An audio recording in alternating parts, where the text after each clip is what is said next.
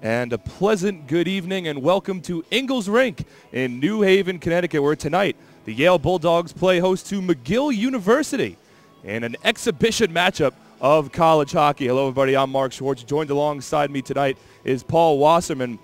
An exhibition matchup for the Bulldogs coming off of a first half that not exactly what they were looking for, Paul. 2-11-1 overall in the first half, but still some positives that they were able to take away from it. That's exactly right, Marc. Not exactly the best record. They're sitting tied for last right now in the ECAC, but there are a lot of positives to take away from the first half of the season, namely the scoring output of the Bulldogs. It's up a bit from last year. Last year they were averaging a measly 1 goal flat per game. This year they're at 1.36. They scored 19 goals on the season. That's almost 50% more at this point in the season, 14 games in, than they did last year.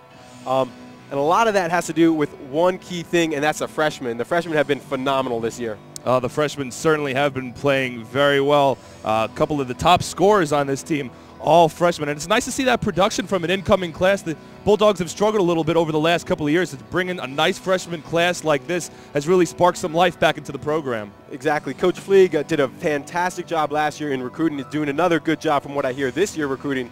But last year's recruits, this year's freshmen have done a fantastic job. We see three getting a lot of playing time on the top lines. For the forwards, you have Jamie Haddad, Janelle Ferraro getting a lot of playing time up there. Haddad has 7 points. That's good for third on the team, while Janelle Ferraro has 8 points. That's tied for the team lead with another freshman, Kate Martini, star defensive player for the Bulldogs. She has 8 points as well, 5 of them coming from assists. They have had an immediate, instantaneous impact for this Bulldog team. Well, the freshmen have certainly provided an impact for this Bulldogs team. Another positive note for the Bulldogs, they've been able to avoid the injury bug so far this year, and it's nice to finally see Aurora Kennedy back in the lineup. This is going to be her 6th game back for the Bulldogs. Last time out for the Bulldogs against Rensselaer, she had 3 assists in that game, so the Bulldogs could really use her output here tonight. Another player back on the defensive side as well, Tara Tomimoto. She missed all of last season with an injury, is back this year, and has really anchored that defensive line along with Kate Martini. Unlike last year, we saw a number of concussions really plague the Bulldogs throughout the season. This year, that really hasn't been the case that much. Of course, they are missing a few players, Jackie Raines, Allie Austin, a freshman, a few of note. But for the most part, 14 games in, everyone we see out here tonight has played all 14 games at least some point, except for Aurora Kennedy. That is a fantastic thing for Coach Fleeg and his squad, especially in an effort to create a cohesive unit that can welcome in these freshmen, and they have been playing much more as a team than we saw last year. And now looking at the other side of the coin, this McGill University team, granted it's an exhibition game, Paul, but this is a team that you can't take lightly, and Yale sure knows about that. Last year when these two teams faced off against each other, McGill took the game 4-0. They sure did. They came here into Ingalls Rink January 7th, I think it was, so almost a year ago exactly. They came in here and really just shut down the Bulldog team, both offensively and defensively. They were led by goalie Charlene Labonte. She was a 2-time Olympic gold medalist for the Team Canada. Let me let that sink in for a moment. A 2-time Olympic gold medalist. Phenomenal. She had 19 saves in that game. And while she graduated and will not be here tonight on the ice, she's actually on the coaching bench as one of the skill coaches for the McGill Martlets. Well, the goaltending has certainly been a question mark for this McGill team, as they have 3 goalies that have been sort of splitting the duties. It looks like Taylor Salisbury is going to get the start tonight. But one point of emphasis for this McGill Martlet squad, Paul, is they certainly know how to put the puck into the back of the net. They sure do. I mean, you look at their leading goal scorers right off the bat. Leslie Oles, number 4. Keep an eye on her tonight. A junior out of Quebec. 25 goals, 25 assists. She's the team leader by far with 50 points on the season. Another key player that's not going to suit up for McGill tonight, Melody Dayal. Last year in this game against the Bulldogs, she had 3 goals there. Second on the team this year in terms of goals with 18, also 24 assists to go along with that for a total of 42. She's out tonight. That's a big loss for McGill. Last time she played was December 4th. We won't see her tonight, though. And now for the Bulldogs, as the starting lineups are being announced by both teams. First, the starting lineups for the McGill Martlets. Taylor Salisbury will be starting in the cage for the Martlets. On defense, Stacey Tardif and Adrienne Crampton. And the forwards for the Martlets, Chelsea Saunders, Katia Claymon, Adra, and Leslie Oles.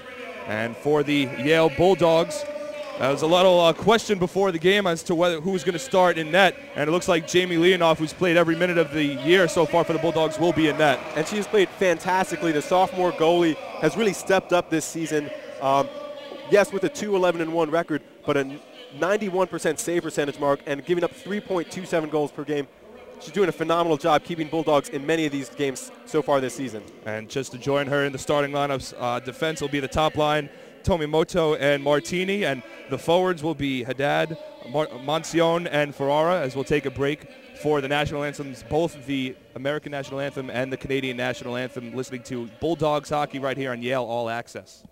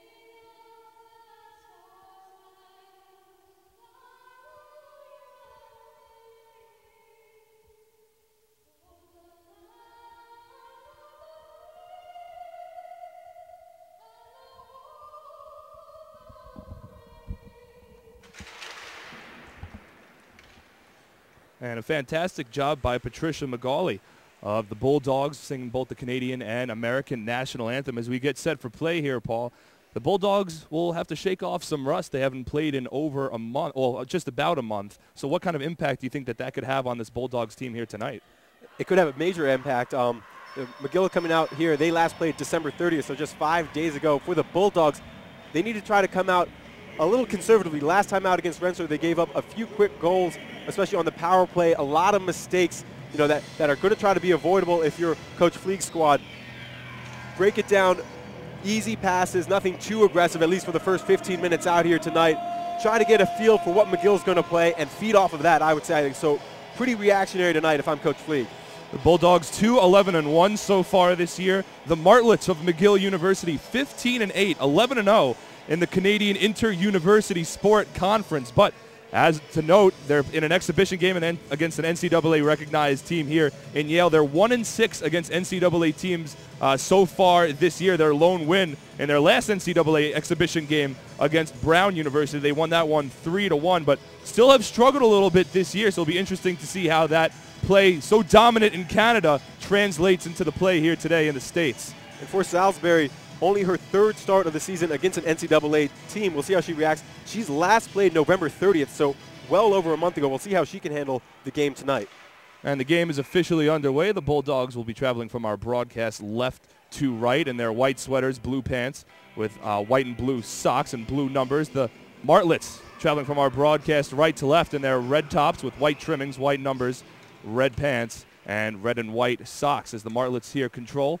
Just about 10 seconds underway here at the Whale. The Bulldogs looking to get off to a strong second half start in an exhibition Remember, they have another game tomorrow against Providence. That will be an actual game, broadcasted right here on Yale All Access. As the Martlets control in the Yale zone, controlling the puck right now. Leslie Oles, one of the top goal scorers, and already a quick goal for the Martlets. Only about 30 seconds in. That might have been Chelsea Saunders on that one. What a shot there. I mean, that came from the goal line extended. I mean, I don't think Leonoff or anyone else on the Yale squad saw that one coming, and this is not how the Bulldogs wanted to start out. You mentioned it, 29 seconds into this contest, and already they're down 1. Well, this Martlets squad is certainly a team that can put up goals. They're averaging 4 goals a game so far this year, and not the way that the Bulldogs certainly wanted to start on the Martlets' first real offensive possession.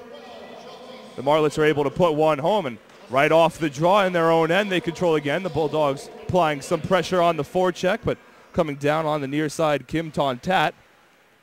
Tontat, 16 points on the season for the Martlets, but a quick turnover now in the neutral zone. The Bulldogs will bring it right back and sending it all the way down ice for the Bulldogs. Martlets quickly controlled back on the near side, Tontat. Some pressure applied on the half-boards by Jamie Gray. Both players continue to fight for the puck, and then on the near side, the Martlets still control. So the Bulldogs trying to apply a little pressure here on the forecheck, but just about a minute in with the Martlets already up 1-0. Martlets seem to be controlling the possession of the puck. It's where the Bulldogs have been the strongest, though, so far this season, is with the good, hard forecheck. We've seen the most success from them when they are able to cause turnovers up in their offensive zone. But bringing the back down the puck for the Bulldogs was Stephanie Mock. Mock loses possession of the puck on the near side, near the half boards, and it's taken right back by the Martlets. Still some pressure on the forecheck for the Bulldogs, and keeping it in the zone is Ashley Dunbar, but it goes right back to the Martlets. And if you watch this game with us last year, you're probably going to remember a lot of these names from the McGill Martlets. They only have 4 freshmen on their entire squad, and, you know, Tontat, Saunders, Dayao not in the lineup right now, but Clement Hedra, all were here last year, all had big games. This McGill team is a very experience-heavy squad. And back come the Bulldogs in the neutral zone, trying to move the puck up ice was Patricia McGauley, and just sends it back. It'll be a line change for the Bulldogs as the Martlets control once again. But good job by the Bulldogs after conceding that early goal, applying more pressure and really not falling back. They gave up 2 early goals last year against McGill and sort of fell back. Not the case so far here tonight. Well, we talked a little bit in the pregame, Paul, about the effect that rust can possibly have, and this Bulldogs team hasn't played in about a month, and only 30 seconds in as the shot was sent on net by Natalie Waddell, but sticked aside by Salisbury. But only 30 seconds in, the Bulldogs gave up a goal, but as you mentioned, it's nice to see them sort of rebound from that and now playing a little bit more in the McGill zone. But the Martlets trying to push the puck back up the ice. It's taken right back by Yale and just sent into the McGill end by Waddell. And it's all the more impressive for a Yale squad that features so many freshmen and is so freshman heavy. For them to have that kind of composure to not give up, 30 seconds into the game right now. They've been down a number of times so far this season and haven't given up. It speaks a lot about the freshmen, but also the upperclassmen on the team that have been able to instill that sense of confidence. Well, it'll be interesting to watch how the freshmen respond here in the second half of the season, as they had such an impressive first half. It'll be interesting to watch as we move over to the second half as the Bulldogs push the puck back up the ice. Ferrara has it on the far side. A rebound out in front in the slot, put on net by Tomimoto, but just a little wide. Puck still loose in the zone as the Bulldogs continue to apply a little bit more pressure, but now it's taken by McGill, and bringing it behind the net is Tardif. Great look from Tomimoto, though. That puck came right to her for a one-timer. Fantastic look at goal, but something you'll want to watch here tonight, that combination between number 10 Haddad and 12 Ferrara. They work together in high school. We've talked about it a lot so far this season, and they've continued to work phenomenally well so far here this season. Oles brings it back across the blue lines, comes in, and a save made by Leonoff. A dangerous rebound, but the Bulldogs fight for it on the half-boards on the near side, now back behind the net, and a sloppy pass will now be taken back by Kennedy. If you're the Bulldogs, though, you can't have that shot fake really sell you as much as it did right there. Oles and her shot fake, she was able to get right in onto Leonoff's cage. You can't allow that to happen if you're the Bulldog defense. So far this season, that's one of the negatives we've seen. Leonoff has just faced a number of shots right in front of her net. Bulldogs need to try to keep the scores out and away from Leonoff as much as possible. Leonoff allowing 3.27 goals per game this season. Of course, all statistics tallied here in today's exhibition will not count towards the season totals, but still not the start that Leonoff was looking for against McGill. It's a turnover in the neutral zone taken right back by the Martlets. Oles lost control of it back on the far side in the neutral zone. It's taken right back by the Bulldogs and sent up ice by Matichuk. Down in the McGill end, Ostrom controls it for the Bulldogs, trying to set something up offensively. Right back to the slot, and a shot taken by Martini, but blocked out in front by the Martlets. And we saw Tomimoto take a shot earlier, but really it's Martini that we're used to seeing take that slap shot from just inside the blue line. She's had a number of those this season, good for 3 goals. Yeah, Martini, one of those star freshmen that we talked about in the pregame. 3 goals, 5 assists, 8 total points as Salisbury falls onto this puck. We'll have a face-off in the McGill end, but it's been Martini, Haddad, and Ferreira, and even some Ostrom this year as the freshman for the Bulldogs, and really promising for this program moving forward to have such production from their freshmen. It is 12 goals and 14 assists on the season, good for 26 points, by far the most of any Yale class, and it's good for 4th most by an ECAC team in terms of freshmen scoring. Only St. Lawrence, Cornell, and RPI have more goals for coming from their freshmen. Martlet's trying to fight the puck out of their own end, and they do, but it's still controlled by the Bulldogs. On the near side, controlling it was Monsione, and the puck escapes the McGill end back into the neutral zone, but the Bulldogs take it right back in. Controlling it is Waddell. The shot goes just wide. The Bulldogs still applying some pressure. About 5.5 minutes into play here at the Whale, and the Bulldogs trailing 1-0 on a goal from Chelsea Saunders for McGill, only 30 seconds in. Shots on goal favoring McGill 2-1 so far here, but the Bulldogs have certainly been able to control the puck after that early goal for the Martlets. They really have, and for the Bulldogs, only 2 shots on goal is a blessing for them. They give up slightly over 30 shots, I think, per game. McGill averaging 31 per game, so right now only giving up 2. That's a good thing. Unfortunately, one of them went in the back of the net. Fight for the puck on the near side in the McGill end, controlled temporarily by the Martlets. Still have it, and now push the puck back up ice. When we get into the Yale end was Kagionis. Lost control of the puck. Now wide open in the slot, and a shot sticked aside by Leonoff. Very good job by Leonoff, reacting to that a little bit late, but getting her pads down just in time to push that aside. Going into a butterfly stance to make that save, as on the near side, the Martlets continue to control. Bring the puck back into the neutral zone and into the Bulldogs' end. Nice defense right there from Maddie Murray, the sophomore, to stop the possession momentarily for the Martlets, and the Bulldogs will have it behind the net. You know, there's a big reason why the Bulldogs are giving up fewer goals than they did last year. I think a decrease in almost 40% from this point last year, and that's because of their defense. You have a lot more continuity. Obviously, Tomimoto back there. Martini's been a fantastic job. Aurora Kennedy's back in the lineup right now. Completely different from last year when we saw Ashley Dunbar, a forward, called back to defensive duty at some point because they were so depleted back there that they needed anyone that could really skate back there. So a very different, cohesive unit right now out there for the Bulldogs. Face-off in the Yale end, won by the Bulldogs, taken by Gray. From behind the net, controlled now by Murray. And the Martlets applying some pressure on the forecheck once again. We've seen both teams apply some nice pressure on the forecheck here today. And the Martlets control, and another goal scored by the Martlets, as that looked to, not exactly sure who got the goal on that one. It might have been Katia Clemonadra. And nonetheless, the Martlets are out on top 2-0. A centering pass right there found Clemonadra wide open there. Nothing Leonoff could do to get there in time. Another weakness of the Bulldogs this season have been the centering passes.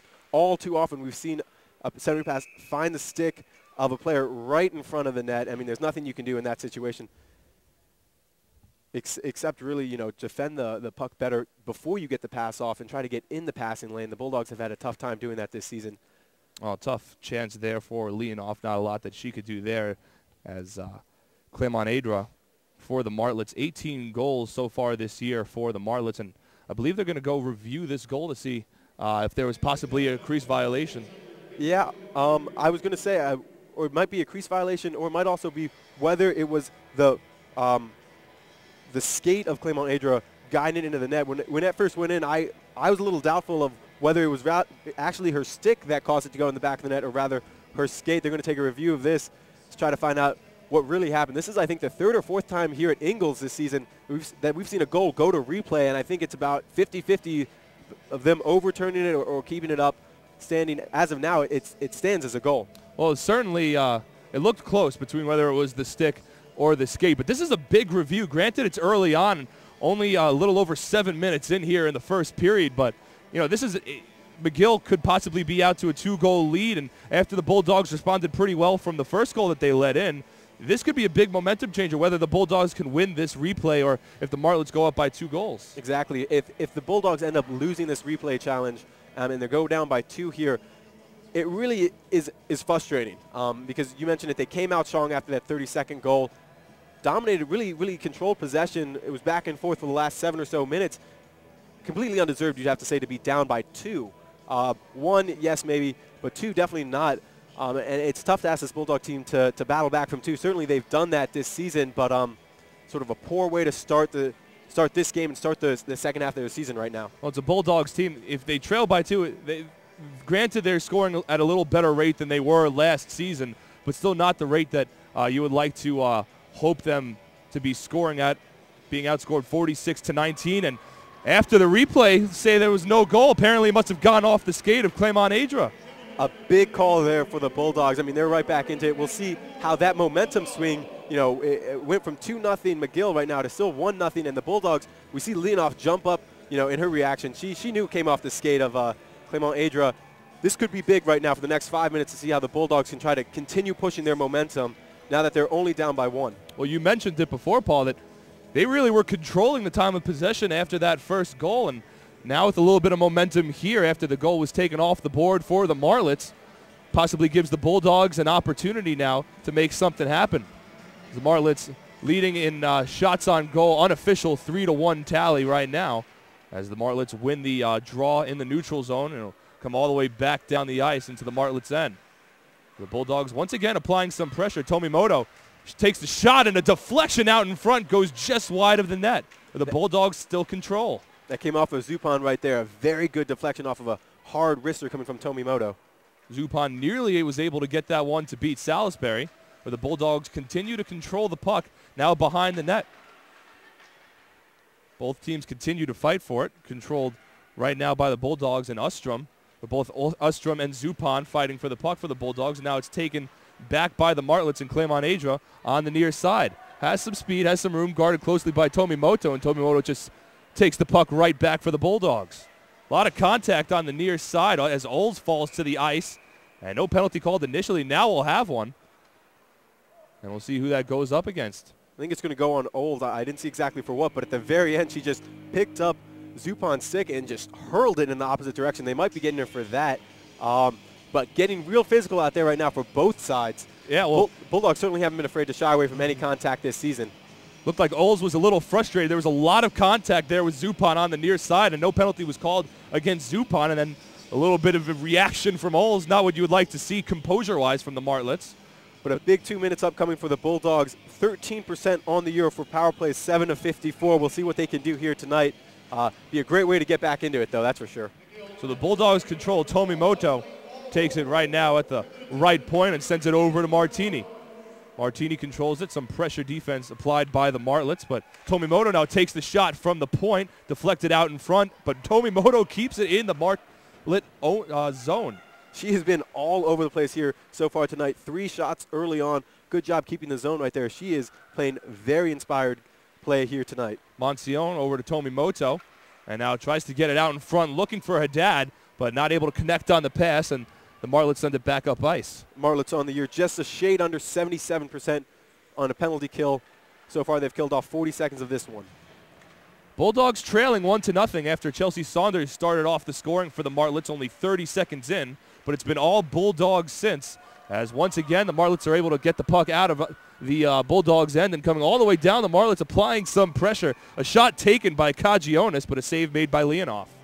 Going back to the penalty on Olds, if there's a penalty going to come against Martlet here tonight, it's most likely going to be against Olds. She's leading the team in penalty minutes with 44. That's by far and away the highest total of anyone else on her team right now. Picked up the next 2 minutes to add to that total. Faceoffs won in the Bulldogs' end by the Bulldogs and controlled by Murray behind the net.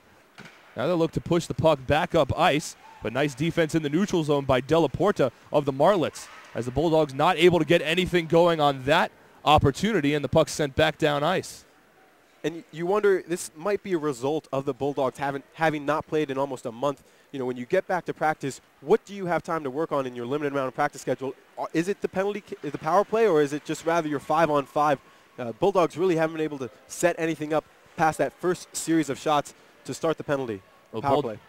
25 seconds left on the power play. 10:20 left in the first period. The Bulldogs trailing 1-0. Passes along the far side, looking for Aurora Kennedy. She has it now at the point. One of the players we talked about in the pregame sends it in, deflection out in front, and sticked away. The Bulldogs still control. 9 left on the power play. On the near side, Ostrom has it. Now sends it over to Murray. Murray tries to send it out in front. Deflects right over to Kennedy. Thinks about the shot as both teams now at even strength. The puck still sent out in front and almost sticked in by Marc, but another save made by Salisbury. Big save. That puck went right between Marc's legs. I don't know how Salisbury got down in time for that. Kennedy sends it a little wide left of the net, but the Bulldogs once again still control. One of the best possessions we've seen from them is a quick line shift, but Murray not able to keep the puck in the zone.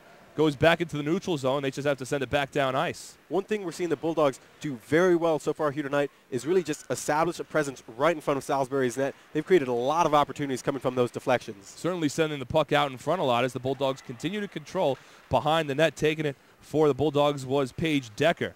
But the puck goes back into the hands of the Martlets. Now on the near side, both teams fight for it, and it's sent in once again. Murray will give chase. And it's taken by Martini, now sent back to the far side. The Martlets haven't really controlled the puck and have an offensive possession in quite a while. They had the 1 goal taken away about 4 minutes ago. Claymont Adra thought she had what would have put up the Martlets 2-0. Instead, the score remains 1-0. But McGill still controls on the near side. The puck behind the net. Claymont Adra fights for it and wins it momentarily. Tries to bring it out in front on the far circle. Still controlling the tough defense applied by Tomimoto. Some exchanging of the puck as Claymont Adra still has it. Now sends it back into the slot, but not able to control the puck was Michelle Daigneault, and it goes all the way back down on ice. Good job by the Bulldogs. Really their first test on defense, and they did a good job staying with their men, or rather women, and marking that down well. Well, the Bulldogs bring it back down the ice. Ferrara now into the slot and tipped out in front and just wide left once again. It was Monsione on the tip there, but wasn't able to get that one to find the back of the net. As McGill now takes the puck right back, trying to push it back up ice, and it's just sent out front by Paolode and taken right back by the Bulldogs. Kept in the zone, however, by the Martlets. Just under 8 minutes left to go here in the first period. McGill still leading the Bulldogs 1-0 as the shot's sent out towards Leonoff, and she's able to glove it down. We'll have a face-off in the Bulldogs' end. Shot coming from Kagionis there. Harsh defense there coming from Gray. A lot of good stick checks on there. Ended up in an easy shot for Leonoff to snare out to her left.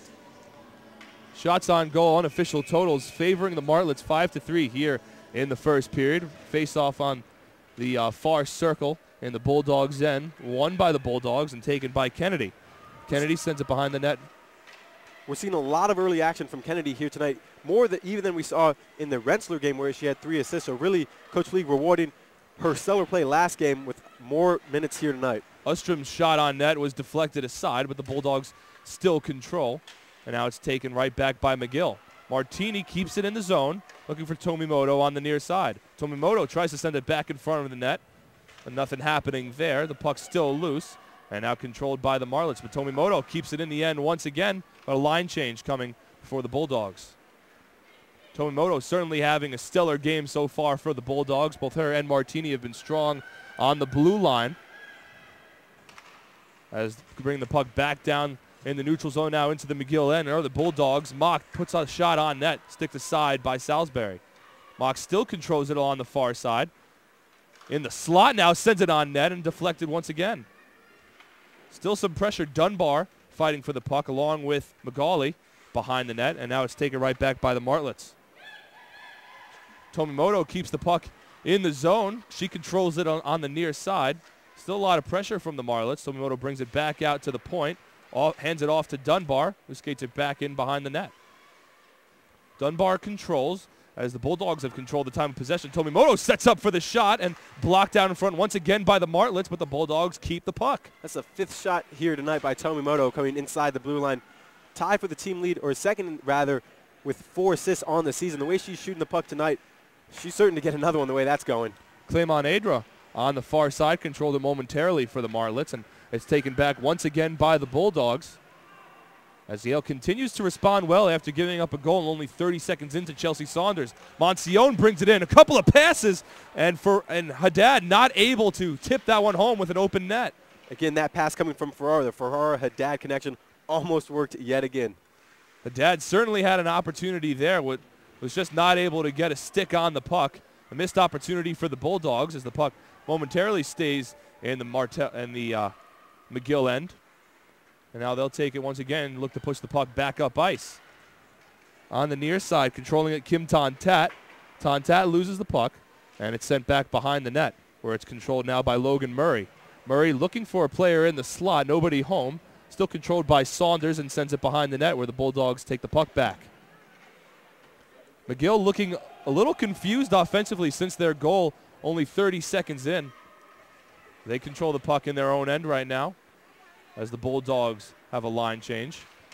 Looking for the puck sent up ice, but the Bulldogs momentarily intercepted. A lot of contact in the neutral zone, nothing called. Saunders had it momentarily for the Martlets, and now it's taken right back.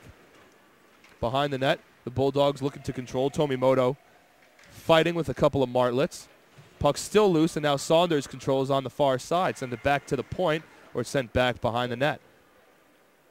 4:26 left to go in the first period. The Bulldogs trailing 1-0. It could have been 2-0, but a goal from Clement Adra was taken off the board after it was ruled that it hit off of her skates instead of her stick, as a centering feed is sticked aside by the Bulldogs and sent back up to the neutral zone. None other than Tomimoto there clearing that centering pass for the Bulldogs. As the Martlets bring it back in, but a shot on net sticked aside by Leonoff. The Martlets still control. Kagionis had it momentarily, now gives it over to Clement Adra, but nice defense from the Bulldogs, and Tomimoto once again able to clear the puck. Big time play by her, allowing Bulldogs to get fresh legs on the ice to try to finish out this period. Kagionis brings it back down the other end for the Martlets, but loses the puck right around the blue line. A lot of contact collides there with Marc, but nothing called as the shot by Pike is gloved down by Leonoff, and we'll have a face-off in the Bulldogs' end. Bulldogs now, that's rather the second time really here tonight the Martlets have been able to establish possession in their offensive zone. Bulldogs have shown they've been up to the task to really settle in and to defend those well. It really comes on the transitions that you have to really hold your breath if you're a Bulldog fan, because Bulldogs have seen a little weak going from offense to defense. Gabriel Davidson won the face-off for the Martlets as the puck was sent back into their own end. Now in the neutral zone, they continue to control. Kim Tontat along the far side skates around a couple of defenders and stops behind the net as the Bulldogs' defense then crashes in. Controlled still by the Martlets out in front. Murray has it.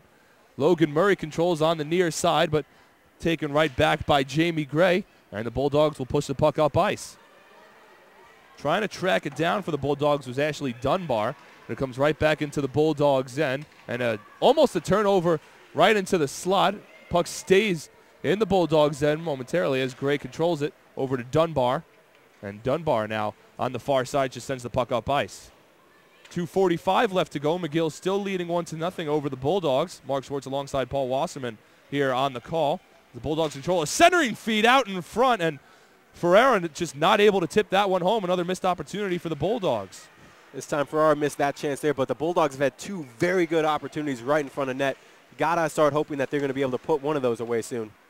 Haddad has it and now gives it over to the far side where it's controlled once again by Haddad. Another centering feed, but Monsieur not able to control it. Martini on the near side applying some pressure, but it's taken away once again by the Martlets. Ferrara behind the net applying some pressure on the forecheck, but McGill looking to clear their own end, and they do. Back into the neutral zone. Leslie Oles coming back on the other side. Gives it over to the left side, and a shot goes just wide. When the Bulldogs will come right back down the other end. Ferreira controls it, but loses the puck on the near side, and the Martlets take it back. Oles on the near side. A 1-on-3 opportunity for Oles, and the Bulldogs that time defensively able to stop her in her tracks. And then on the far side, it's taken right back by the Bulldogs.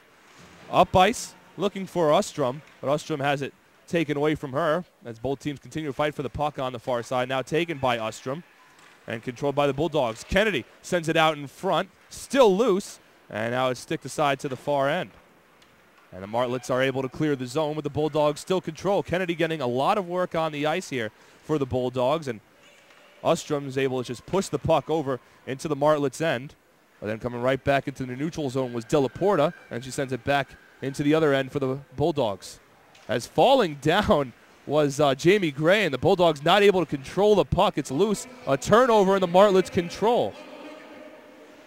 Gray just lost her footing as a turnover in the central ice. And now coming back down the other way is Ferrara looking for Monsione. Puts it on net, and a save made by Salisbury. And she falls on the ice. Well, the Bulldogs here, Paul, certainly continuing to apply some pressure. Really forcing Salisbury to bring out her best save of the period by far. A great centering pass coming from Ferrara. Found Haddad, and this time Haddad managed to put it on net. But unlucky because Salisbury, big-time save with just 46 seconds remaining in this period. The top line will stay on the ice for the Bulldogs. Tomimoto sends it on net, and a save made by Salisbury. Salisbury has had to be very active here in the first period. A number of shots coming from just inside the blue line that she's had to deal with, a lot of deflections. And then Ferrara and Haddad have not let her get comfortable at all because they've been going left and right. A lot of centering passes keeping Salisbury on her toe. Monsione loses the draw as it's taken by the Martlets. 36 seconds left to go in the first period. McGill leading 1-0. Oles sends it up ice and behind the Bulldogs' net.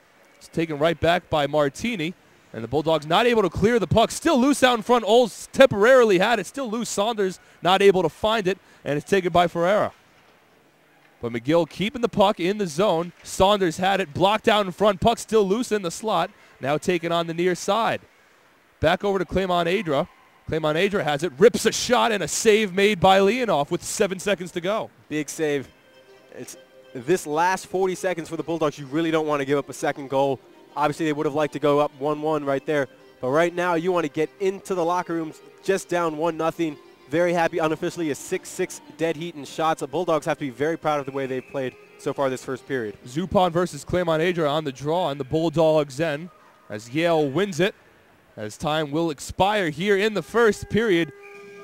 The McGill put up an early goal only 30 seconds in. Chelsea Saunders gave the Martlets a 1-0 lead, and since that point, pretty even play, possibly favoring the Bulldogs, and I'm sure Yale will take just a 1-0 deficit going into the first intermission. Coach Fleek should be very pleased with the way his team has played, especially on offense. They've looked very good out there, have had a few opportunities, a few really good scoring chances, especially that one with 45 seconds remaining in this period.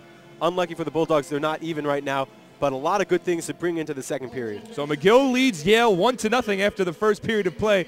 We'll take a break and we'll come back a little bit later and go into the first intermission stats report. You're listening to Bulldogs hockey right here on Yale All Access.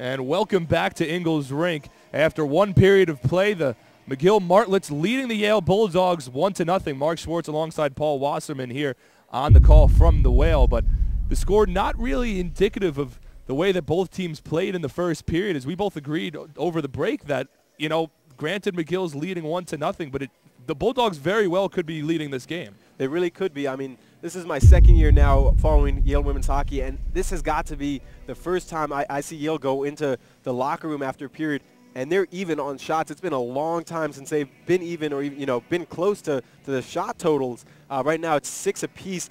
But what's a little more impressive for me in looking at the breakdown, Yale attempted 22 shots to the McGill's only 10.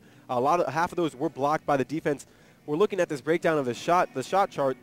Almost all the shots coming from just inside the blue line. 4 from Tomimoto, a couple from Martini, and a couple from Aurora Kennedy as well. They have done a fantastic job, better than I've seen in the past year and a half, of sending those into the traffic, and good things can happen from that. Right now, Salisbury has looked very sharp, navigating all that traffic right in front of her net. Well, this is a Yale Bulldogs team that struggled a little bit offensively, not just this year, but the last couple of years. I mean, granted, this year specifically, they only have 18.4 shots per game, and already 22 total, 6 on net, but 22 total. It's very promising, and for a team that struggles offensively, it seems like a pretty sound strategy. Throw the puck in front of the net. Salisbury, granted, she's been playing very well, but throw the puck in front of the net and hope that maybe a deflection or something can happen. Yeah, they've had a lot of good chances come from that. And then the other way that they've scored a number of their goals this season, the Ferrara-Haddad connection. I mean, twice or even 3 times so far in that first period, that connection between the two of them looked beautiful. And that last save that Salisbury made with just 45 seconds to go in the period, a point-blank stop of, I think, Ferrara's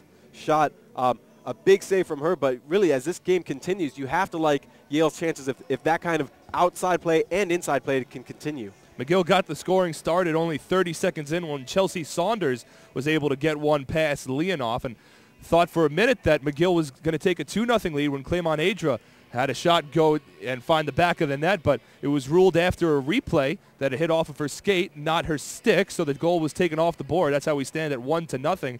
But defensively for the Bulldogs, one player that we zoned in on through that first period, all over the place, she played great, was Tomimoto. She really played fantastic. A large part of the aggressive forecheck we're seeing here tonight from Yale, a number of times causing turnovers in the Bulldogs' offensive zone. One play in particular sticks out. We didn't talk about it much as it happened, but there was a big pass coming from the defensive zone of the Martlets going through center ice, and it was just Tomimoto versus Clement Adra, one of the leading scorers for the Martlets. Tomimoto dove in there, got her stick on that puck, and diverted it away from Clement Adra. Otherwise, Clement Adra would have been in on goal on a 1-0 rush against Leonoff. That would have been a big scoring opportunity for McGill. Tomimoto selling out there to break up that play. Both Tomimoto and Martini have been quite solid on that D-line. Granted, they have a -1 right now. That was after the Saunders goal, only 30 seconds in. But since that point, the Bulldogs have certainly played pretty well. And we talked in the pregame show, Paul, about the effect that possibly rust could have on this Bulldogs team. They haven't played in about a month, and the definition of rust, they gave up a goal 30 seconds in, but it seemed like they were able to shake the cobwebs off a little bit, play with a little bit more confidence, and it resulted pretty well. They shook it off very quickly. I was wondering how long it would take them to shake that rust off. It may have taken them longer to shake that rust off had they not conceded that early goal. Sort of paradoxically enough, conceding that early goal probably forced them to really just wake up and get back out there, but they have responded beautifully. And really, you just have to think that as the second period is just a minute away from getting started, you really have to think the second period can only get better from what we saw in their first period, and their first period was pretty darn good. Well, so as we look towards that second period, what do the Bulldogs need to do to continue that pressure and to possibly find an equalizer? More of the same. I really think in this case, the best defense is a good offense. We were thinking before the game how best to contain the Martlets scoring threats, and really the Bulldogs have proven just to keep the puck away from them has been the best job. Just not allowing the Martlets to get settled in their offensive zone has been great for the Bulldog team. And as we come back and start up the second period, we have a goalie change for the Bulldogs as Jamie Leonoff will take a breather potentially for the rest of the game. And in comes Erin Callahan, the senior who has not made an appearance yet this year. In her career has a .888 save percentage and has allowed 3.76 goals per game. But it'll be interesting to see now how Callahan plays for the Bulldogs. An interesting decision from Coach Fleeg. Obviously, he wants another goalie to get some practice out there, as Leonoff has played every single minute of this season. For Callahan, she got her first career start last year against McGill. We'll see how she can respond here tonight. She gave up 2 goals in the first period of last year's game and was yanked for Latigas. Tough call for her, though, coming in to start the second period a little cold. It's always tough for a goalie to throw off those cobwebs and hop right back into there.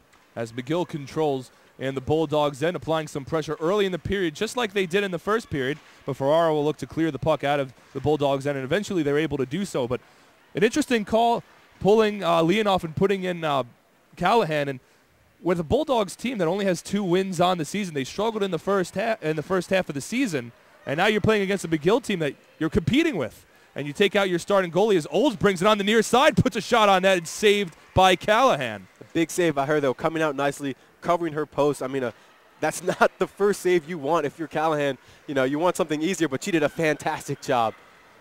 As the Bulldogs bring it right back down the other end, and Unstrom had the shot stick to side into the back boards. But what I was going to get at earlier is you have a game where the Bulldogs are competing and they have a good opportunity to take a victory out of it. Granted, it's an exhibition, but it could apply some momentum, but yet the decision is still made to pull Leonoff and put in Callahan. I agree with you there, Mark. You know, for Coach Lee, you would expect Callahan to have started the game at least, and then maybe Leonoff comes in towards the end. But to start your starting goalie and after one period pull her for no real apparent reason, you got to question why didn't you just start Callahan?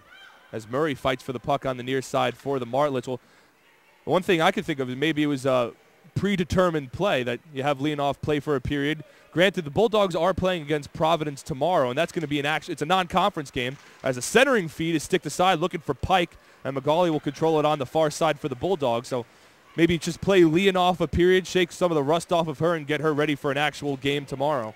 Yeah, it could be. I mean, I am a fan of getting another goalie some action, especially in an exhibition match such as this. You know, you don't want to be in a situation where you have to call upon another goalie who hasn't seen any playing time in an ECAC match later on this season. So this is, you know, a good time to get that kind of action. Just an interesting decision to do it here in the second period.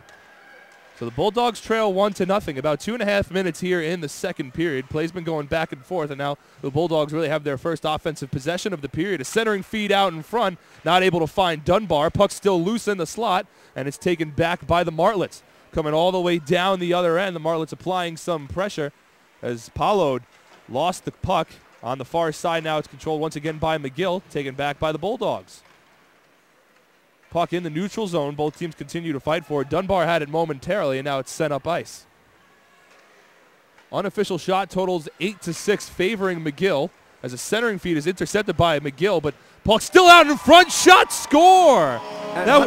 Jamie Gray sent it out in front. Not sure if that was deflected. I was going to say, I'm not sure that was deflected. I think Salisbury thought it was going to get deflected, but Gray, I think, is going to get credited with that goal. We talked about it, you know, those shots coming from inside the blue line. Fantastic. This time, Gray, we didn't see her take a shot in the first period.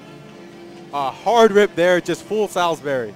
It looked like Stephanie Mock was in the vicinity to possibly tip it, but possibly was Gray that was able to get that go as a save made by Callahan on the other end, and Jamie Gray will get credit for the goal. 1 goal during the regular season so far for Gray. Granted, the stats don't count here in an exhibition, but the Bulldogs on their first real offensive possession of the second period able to find that equalizer. They sure did, and I think Salisbury sort of cheated a little bit much thinking Mock was going to deflect that. It's always a risky call as a goalie to do that. In the end, she was bit there. Gray, a hard shot there, well placed. The puck back skates out into the neutral zone as both teams fight for it. And one thing we talked about during the break, the Bulldogs have just sent the puck out in front a lot so far here today as a shot is blocked aside by the pad of Callahan. Callahan looking pretty stout so far in her first minutes of the season. Quickly throwing off any rush she may have, coming out strong here in the second period. As McGill continues to control Oles on the half-boards on the far side, still controls on the far circle, now sent back behind the net looking for Clemon Adra. And a penalty coming, I believe it's going to go against the Bulldogs and Kate Martini, the first penalty called against Yale here tonight. You know, going back to the Callahan-Leonoff decision, I think you're right. I think Coach Fleek, this was a premeditated decision, if only because when they came out to warm up, you pointed out accurately, Callahan brought the team out on the ice. She got a lot more minutes warming up than she normally does. So I think we thought she was actually going to start the game. Surprised to see Leonoff to start it, but it would make sense that she did get more time to warm up here tonight. So the Martlets go onto the power play. They have a 20% power play during the regular season so far this year. As the puck sent out in front, still loose, right in front of the crease, still loose. Callahan was on her derriere and not able to find the puck, and now it's sent up ice, and the Bulldogs clear it. 8 seconds into that penalty, a big save from Callahan. Risky business there for the Bulldogs. They're killing just over 65% of these penalties. So the Marlets will bring it back up the ice, looking to try to find the second goal of the game that's been elusive for them after they had their second goal taken off the boards on a replay back in the middle of the first period. The puck's still loose. Bulldogs not able to clear it out and finally able to get it back into the neutral zone. Not a strong clear from Moncion, but it did the job there. And right now the Bulldogs have a good opportunity to kill some more time off this penalty now with 1:08 remaining. Marlets were able to get a quick shot on goal at the beginning of the power play, but since then the Bulldogs have kept them out of their own end. As now the Marlets try to come in, but a strong play defensively by Kennedy, and she'll pause for a little bit and now send the puck back up ice to kill some more time. Good hard challenge from Kennedy. She was a one-on-one situation there, took the risk and ended up with the reward and the puck. Marlets skate right back down the other end, and an offsides called against the Marlets, and the Bulldogs not even giving the Marlets an opportunity to get into their end and apply and set up something offensively. They did that in the first period in the regular 5-on-5, just not allowing the Marlets to set up their offense. Probably for the best, because we saw off the opening faceoff of the penalty, Marlets got a quick little look on goal. Bulldogs don't want to allow another chance if they can help it. As the Bulldogs win the faceoff in the neutral zone, try to clear it up ice, but it's intercepted by the Marlets as they keep the possession momentarily, but this puck is able to squirm all the way down to the other end as Michelle Daigneault is not able to stop it. 27 seconds left on the power play. The Marlets and the Bulldogs tied up at 1 after Jamie Gray's equalizer only a couple of minutes ago. Marlets still not able to get the puck into the Bulldogs' end. 15 seconds left on the power play, and now finally they're able to skate it in. Gabriel Davidson on the far end sends it behind the net and now over to the near side where it's still controlled by the Marlets. Stacey Tardif, one of the assistant captains of the Marlets, had it momentarily, now sends it back to the other side to Pike, but the Bulldogs win that challenge. They're able to clear it out, and both teams now at even strength. Again, Tomimoto crucial there to clear the puck out of her defensive zone. And right now it's the Marlets that look like they have a lot of rust on that power play there. Just couldn't get anything going at all really past that first 5 seconds. Certainly a strong kill there from the Bulldogs as they continue to apply the pressure defensively, but the Marlets have it. Kagionis sends it on net, and a high save made by Callahan, still loose in the slot. And a dangerous rebound is now taken by the Bulldogs and cleared up ice momentarily, and the Marlets able to keep it actually in the Bulldogs' end. You know, for the Bulldogs, a very good job on that penalty kill, much better than the last time out against Rensselaer, where they were 3 of 6 on the penalty kill. Just not a good rate at all against Rensselaer, in which they fell 4-3. Some fancy stick handling from Tardif keeps the puck in the zone, and the puck was loose right in front of Callahan. She's able to fall on it. Looks like that was deflected by Kagionis right out in front. A lot of risky play right in front of Callahan's net. Again, Bulldogs have been very shaky when they've allowed the Marlets to get close to the goalie's net. When they're able to keep them away, not a problem at all. But right there, Callahan has come up big so far here with 4 saves unofficially here the second period. Give Callahan a lot of credit coming off of the bench and playing very well and keeping the Bulldogs in this one. It's a turnover in the Bulldogs' end. Leslie Olds has it. A fancy move, but a nice save made once again by Callahan. The Marlets continue to control. Saunders behind the net, looking for a streak, and Olds in the slot. Decides instead to pass it back to Hillier on the blue line. Sent back behind the net, where the Marlets continue to control. Claymon Adra back behind the net, but that's sticked away by the Bulldogs, and now Yale will come back down ice.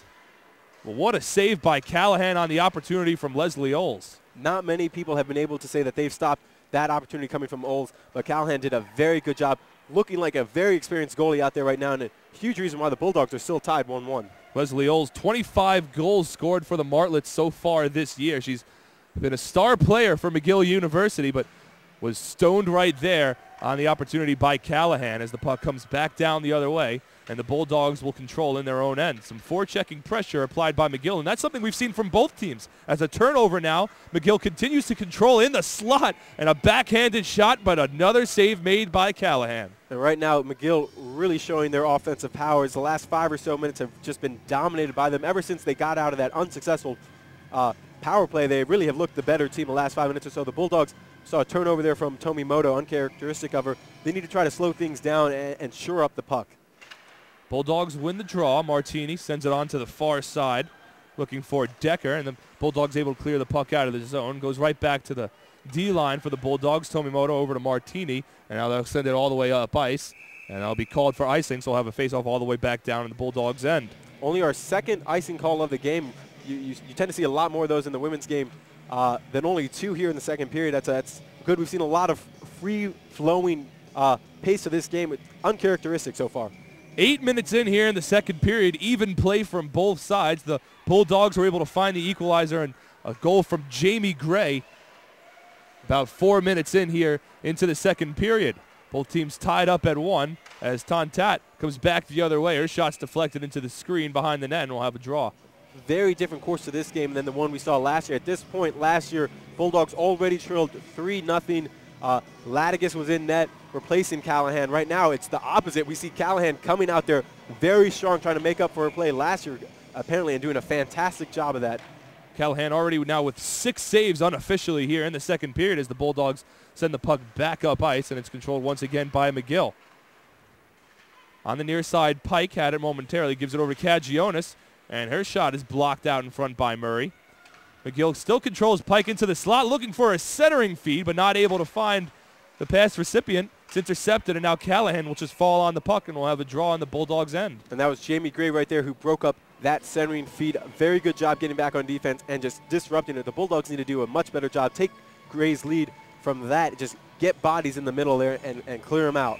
Well, besides the Gray goal, it's been mostly the Martlets that have been on the offensive attack here in the second period, but the Bulldogs have been able to find the equalizer, so we're tied up at 1 apiece. As a shot deflected out in front by the Bulldogs and now taken back by the top line of Danielle Monsione. She brings it across into the Martlets' end and now just flicks the puck behind the net. We're giving chase as Haddad. Haddad fights for it, and the puck escapes over to the far side. Monsione will apply some pressure on the forecheck, and she's able to keep the puck in the Martlets' end. Won by Monsione now, over to the near side to Murray. Back over to the point to Jamie Gray, sends it out in front, deflected by the Martlets. And that front line that we saw from the first period of the Bulldogs did a very good job, and right now their real first action here in the second period, they've done a very good job trying to create some sort of offense that has been lacking 10 minutes into this period. An icing violation will be called against the Martlets, so the Bulldogs will be able to come all the way back down ice and have a face-off right in front of Salisbury. The Martlets applying a lot of pressure here in the second period. It's nice to see both of these teams fight hard. It's an exhibition game, and the Martlets have been one of the most dominant teams in Canada this year. 15-8 overall record, but against NCAA teams only 1-6, and the Bulldogs certainly giving them some fits here in tonight's matchup.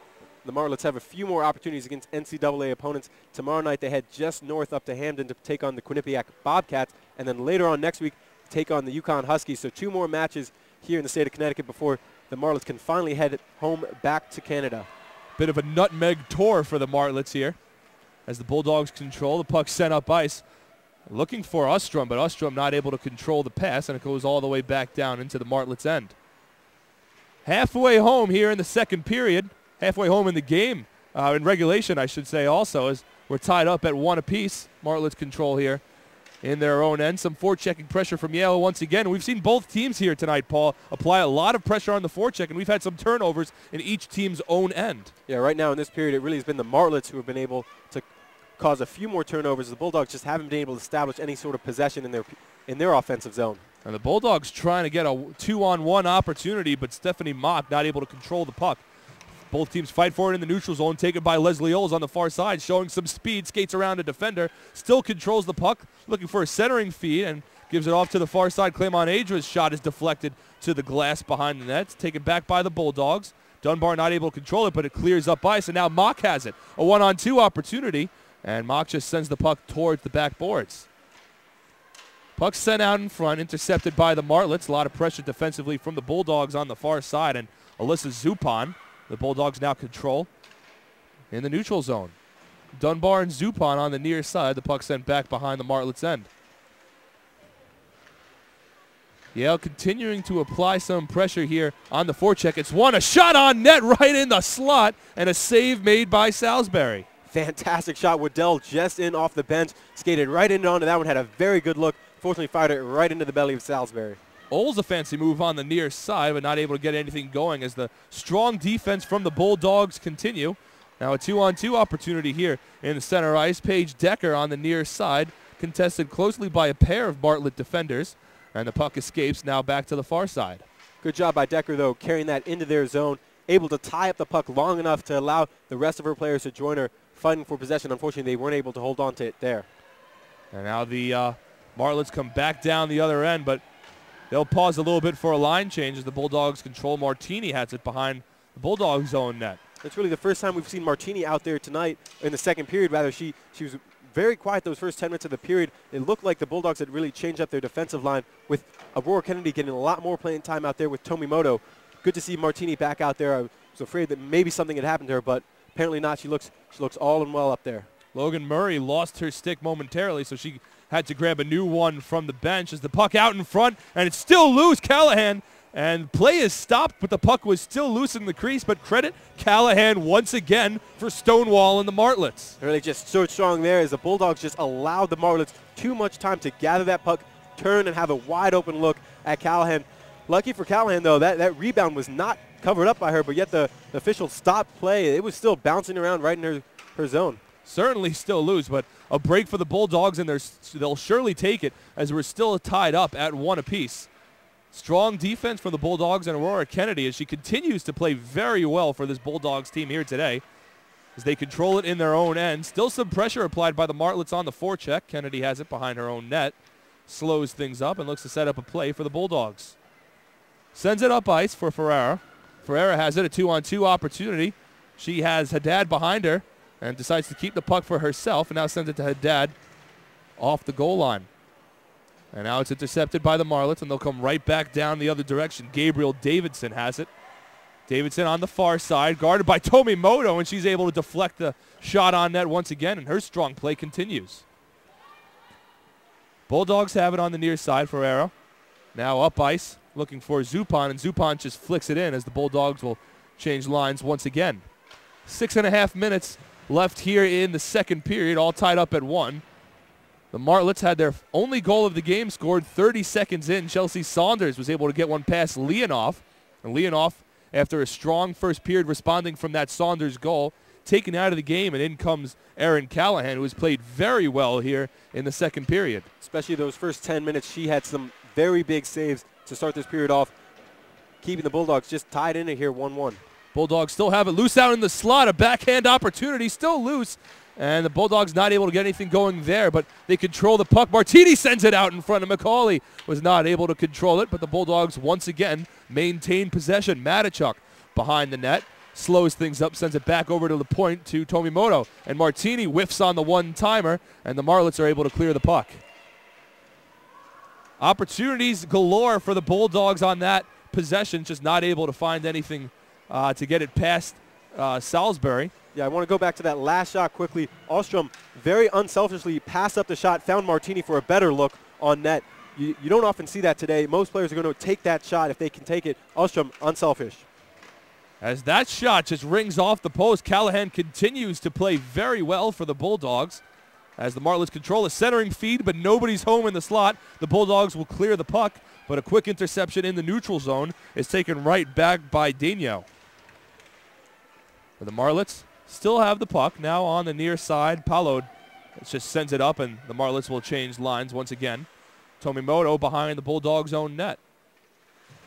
Tomimoto and Martini have played very strong defensively for the Bulldogs. Their top D-line, as the puck now in the neutral zone. McCauley now over to Dunbar, and Dunbar will just clear it back up ice. You got to wonder how frustrating that can be for an offensive player to receive the puck in a one-on-one situation like Dunbar just did, but only just to dump that down because you know you needed to get a line change. Gray tries to send the puck, back into the front of the net, but not able to do so. But a turnover, and nearly Paige Decker was able to get that one to go home, but it was sticked aside by Salisbury, and back come the Martlets in the other direction on the far side, and that shot goes just wide of Callahan. Shot there coming from Saunders, who had the first goal for the Martlets. As the puck's still loose and now taken by the Bulldogs. 4 minutes left to go here, and a missed opportunity there for Yale as Janelle Ferrero is wide open in the neutral zone. Could have had an opportunity for a breakaway, but they weren't able to find her for the pass. The Bulldogs still control, however. Now up ice. Bulldogs able to get it into the McGill zone. Ferreira has it, puts the shot on net, deflected out in front by a Martlet defender. And the Bulldogs able to keep the puck in the zone. Good series there. Decker did a good job gathering that puck in time and dishing it off to Ferraro here on the near side, just in time to find Ferraro on a good shot. A lot of contact on the far side. And no penalty called as the Marlets control. Behind the net, Aurora Kennedy applying a lot of pressure defensively along with Gabriel Davidson fighting for the puck. And it looks like it's been won by Aurora Kennedy. Kennedy still has it. Still a lot of pressure on the forecheck, and that's something we've seen from both squads a lot early on. A turnover from Ostrom in the Bulldogs' end, and the Marlets take the puck right back. Still pressure defensively from Kennedy behind the net as Pike was controlling it momentarily for the Marlets. Still loose and now escapes to the near side where Della Porta has it. Della Porta challenged by Kennedy on the boards. The puck escapes to the far end where it's taken by Murray and nudged up ice by Matichuk. Still loose in the Bulldogs' ends, now back over to the neutral zone where it's challenged by Ostrom. McGill versus Yale in an exhibition match. The stats don't count, but sure helps for both teams momentum-wise as the Bulldogs a rough first half, 2-11-1. As an icing violation will be called against Yale. But, Paul, you got to think for the Bulldogs, no matter what the final result of this game is, it's promising to start off your second half in the fashion that they have so far here tonight. Yeah, this is a very good showing from the Bulldogs off of nearly a month of break. I mean, they look much better than I would have expected them to look. The second period is a different sort of period than we saw in the first period, and yet it's still 1-1. The Bulldogs have proven that they can defend almost as well as they could play offense there in the first period. It's good to see that they can do both sides, and for Coach Fleek, you really you like the test in the offensive side, and you like the pressure they're getting right now, having to defend for almost this entire second period. They have shown that they're up to the task, especially Erin Callahan. Fantastic job by her through 18 minutes of this period. A very important last 2.5 minutes of this period. See if one team can distinguish themselves from the other as we're tied up at 1 apiece. Yale had scored their only goal by Jamie Gray here in the second period to find the equalizer as that puck is just sent up into the stands on the far side. So we'll have another face-off. Believe that's going to come back down into the Bulldogs' end. For Yale, you mentioned it, very important last 120 seconds upcoming. Bulldogs have given up a few goals towards the end of periods and toward the ends of games. In the first half of the season, they gave up one, notably against Rensselaer a month ago. In the last 65 seconds of that game, they fell 4-3 there, so the game winner came last 65 seconds. Bulldogs need to really try to play through the whistle as best they can. As they're able to send the puck up ice, Dunbar will give chase, applying some pressure on the forecheck once again. But McGill controls in their own end. 2 minutes left here in the second period. We're all knotted up at 1. Dunbar still applying pressure along with McGauley. The puck loose in the McGill end, but it's now taken by Claymont Adra. Claymont Adra now comes back with a head of steam and gives it off to Oles on the far side. Oles guarded closely by Yale. Strong defense there from the Bulldogs. And Haddad, but the puck still loose. Now finds Oles in the slot, and she scores! It went top shelf past Callahan, a snipe from Oles, and McGill has taken a 2-1 lead. Nothing you could do there. I mean, Oles just gathered that puck with a whole head of steam and ripped that one. And I mean, ripped that one by Callahan. I mean, unless she was in position to stop that, I mean, there's nothing you can do unless that hits you. That was a rocket. Oh, we've seen strong defense from the Bulldogs pretty much for the entire night, but a turnover in their own end. The puck comes right out into the slot, and with a talented goal scorer like Oles, 25 goals on the season, you don't want to give a player of that caliber that opportunity, and she certainly proved on that shot why she's been such a successful goal scorer. I mean, she really put that one away. Top shelf for her. Oles, her 26th goal of the season. Shame right now the Bulldogs are probably going to go into the period trailing 2-1. They did such a good job, you mentioned it, playing defense for 19 minutes of that period. Just unlucky. Oles, what a goal from her, though. The puck on the McGill end, and once again, they'll look to push the puck up ice. Davidson has it, guarded closely by Monsione, and now right back into the center, and a save made by Callahan. What an opportunity for Kim Tontat, but Callahan right there to make the save. Huge save from Callahan. Again, that centering feed found Tontat right in front of the net, and again, the goalies of Yale bailing out their defense for a blown play there. But Bulldogs really, I mean, you got to try to buckle up right now for the last 70 seconds here. You can't go down 3-1. I really have to think if you're Yale heading into the third period. After Oles scored that one, that could have been a backbreaker if Tontat was able to find that puck to the back of the net. But strong play once again from Callahan, as she has certainly seen her fair share of shots here in the second period. But the Bulldogs trying to apply some pressure as we're under 1 minute left in the second period. couple players come crashing into the boards, and now McGill exits with the puck, sends it back up ice, and they'll change lines once again. 40 seconds left to go here in the second period. Bulldogs trying to apply pressure one last time, but a neutral zone turnover, and it's taken right back by the Martlets. Shot deflected out in front by Gray. Comes to the near side. Another turnover in their own end. Cugionis trying to muster that puck past Callahan, but Callahan's able to stop her. The score remains 2-1. And again, we see the turnovers of Yale just resulting in, in them being out of position for the resulting McGill attack. I mean, it's been very fortunate for the Bulldogs that they haven't conceded more goals off of those turnovers. Just too many opportunities with too many players in their offensive zone for McGill. 26 seconds left in the period. McGill continues to apply pressure. Almost an own goal from Tomimoto. It hit off the post and the side of the net as the Bulldogs are able to escape that dangerous opportunity. And coming all the way back down into the other end, applying some pressure with their top line.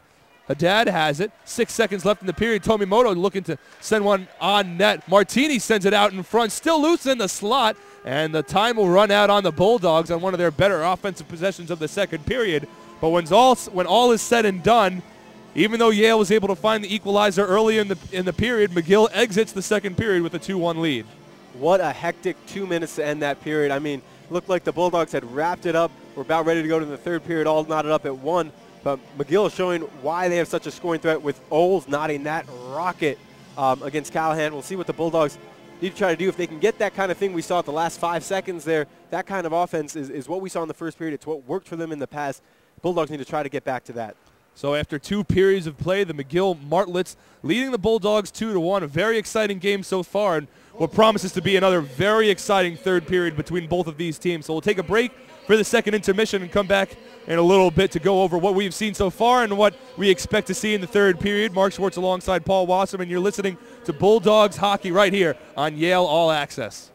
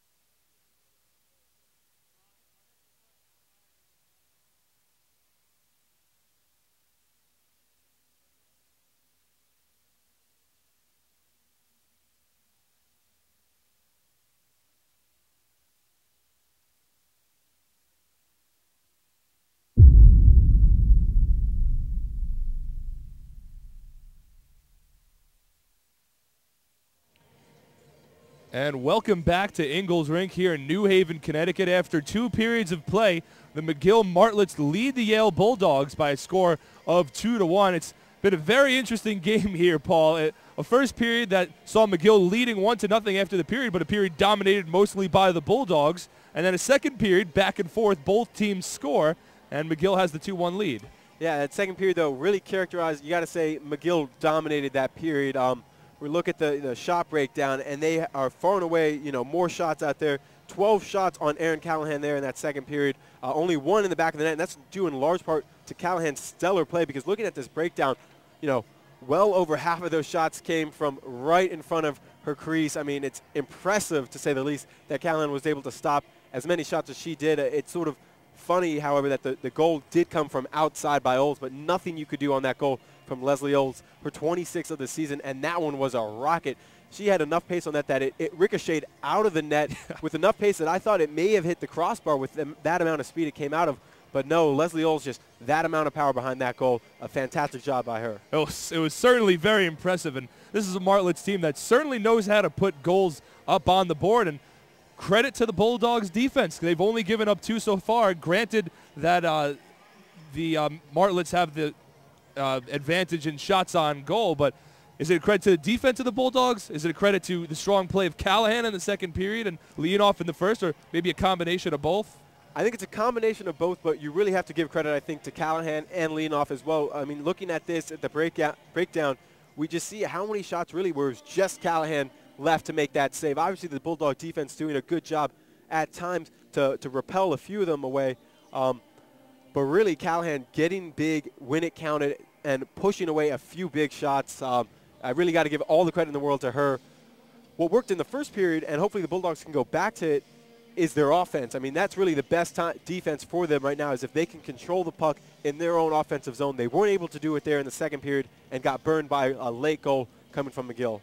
And as we get set for the second period, still about 2.5 minutes away, it's an exhibition game for both teams. Granted, the stats don't count one way or the other. A win doesn't count, a loss doesn't count. But for the mentality of both of these teams, as we focus more so on the Bulldogs, how big would it be to come back into this game and try to take a tie or possibly even a win? Granted, it doesn't mean much in standings, but maybe some momentum for the second half. It's huge. McGill is obviously one of the best teams in all of Canada right now. And they're also a very solid team against NCAA competition. They beat Brown a month ago. They lost a close one to Harvard. They lost to Providence 3-2 at the beginning of the season, who Yale will see in here tomorrow. So it really is a good test for Yale to see where they are halfway through the season with a bit of rust on their back.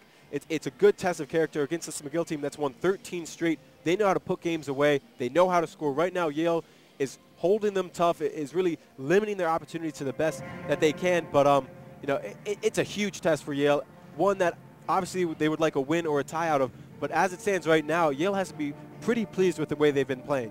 Oh, yeah. You mentioned that McGill's on a 13-game winning streak. Their last loss coming all the way back on October 24th to the University of Vermont. So they've been rolling as of late, and they ran into some troubles here against the Bulldogs in the second period. Reminder that the Bulldogs will be back in action tomorrow against the University of against Providence College, excuse me. And that game is an actual non-conference game with the standings and the stats actually count. But in other Bulldogs action on the men's side, a very exciting game up in Boston College, Paul. Yeah, right now headed into the third period, Yale men's hockey in a 3-3 tie against Boston College. I'm not sure of the latest poll out there, but BC, I think, is in the top 3, maybe number 2 team in the nation, I think. And right now the Bulldogs had a 3-2 lead deep in that second period, gave up a late power play goal. Right now they're headed in the third period, 3 apiece. Yale's going to start that period on the power play. We're going to keep an eye on that for you folks as well. But, a huge win it would be up there in Boston for the Yale men's hockey team. Well, for all of you Bulldogs hockey fanatics, it's going to be a very exciting next half an hour, both on the men's side and right here at the Whale for the women's side as we get set for the final period of play here at Ingalls Rink. The Bulldogs will now be traveling from our broadcast left to right and McGill from our right to left. We thank you so much for joining us on this cold January Eve, but hopefully you guys are staying warm at home while watching this game as the Martlets control first here in the third period. And the Bulldogs trailing 2-1. Paul, what do the Bulldogs need to do here in the second period to try to right the ship, the third period, to try to right the ship and get back into this one? What they're doing right now, trying to possess the puck on offense, just limit the opportunities, limit McGill's chances to settle into any sort of rhythm. For the Bulldogs, what they did in the first period is almost a perfect game plan if they can just replicate that here in the third period. As we have another goalie change for the Bulldogs, trying to get everybody some work. Callahan exits. Rachel Graham enters. And we'll see if she gets challenged to the extent that Callahan certainly got challenged in the second period. But interesting from Coach Fleeg that playing all three of his goalies tonight. Yeah, and for Rachel Graham, she's a freshman, this is her first collegiate action. It won't officially count, obviously, it being an exhibition match. But I'm sure a lot of jitters out there for Rachel Graham. As Ferrara brings it all the way down. It was a one-on-two opportunity, but she decides to just keep the puck and send it back behind the net, try to cycle the offense a little bit for the Bulldogs. Matichuk is able to win the puck behind the net. She controls, but pressured once again by the Martlets defense.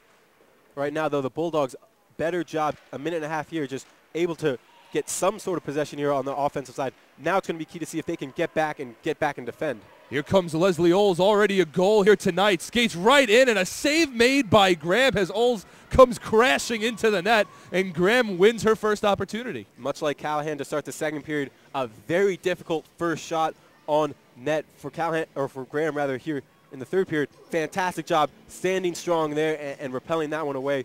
For Graham, we'll see what her size, how that affects this game. She is 3 inches taller than both Leonoff or Callahan. She's listed at 5'10", really looks all of 5'10" out there. A very commanding presence of the net, and did prove so right there on that last shot. Held strong, good first save from her.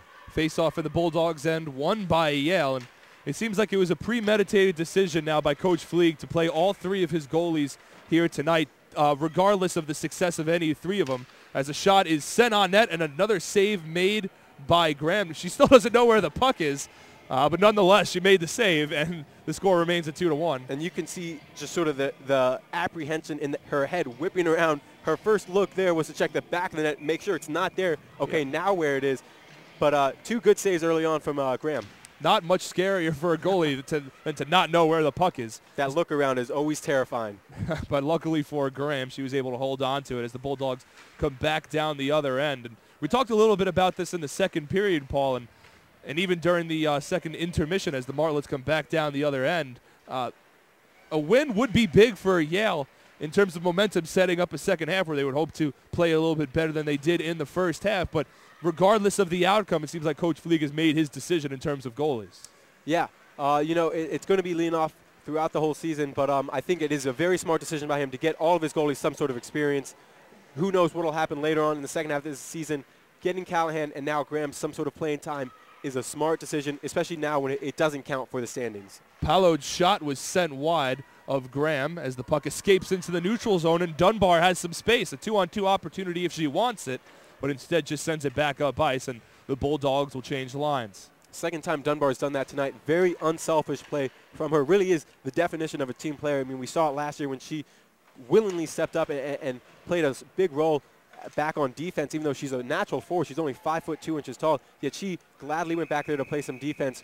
Really, for Coach Fleeg, you can't have enough players like Ashley Dunbar. Team mentality, team first, her second. Just about 3 minutes in here in the third period, an icing violation called against McGill, so we'll bring the faceoff all the way down into the Martlets' end. The Bulldogs trying to find another equalizer. The scoring started with the Martlets only 30 seconds in when Chelsea Saunders was able to find the back of the net, beating Leonoff. The Bulldogs responded well with a strong first period. They found the equalizer in the second period for Jamie Gray, but it was a second period dominated by McGill, and they finished strong, taking a 2-1 lead with only about a minute and a half left to go in that period. That's where we stand right now as the Bulldogs control it in the McGill end, trying to apply some pressure offensively as Kennedy has it on the far point, skates in a little bit, puts a shot on net, and a save made by Salisbury. Kennedy still has it, tries the wraparound, puts a shot on net, and it's off the post. 2 strong opportunities for Kennedy, but nothing doing. All Kennedy there. She took a shot from the outside, wrapped around, and dumped 2 inside on Salisbury. Had a couple good looks from Kennedy. Very good play from her and the rest of her Bulldog team. Kennedy dekes a defender, still has it, sends it on net, and Salisbury once again able to make the save. But the Bulldogs cycle their offense and keep the puck in the McGill end. And that's what the Bulldogs, if they can get back to that where they can just center that into a lot of traffic from inside the blue line. Kennedy did a good job there. Monsignor almost had the tap in, but the Bulldogs had a lot of success with that in the first period and finding a lot of a lot of success right there to start the third period.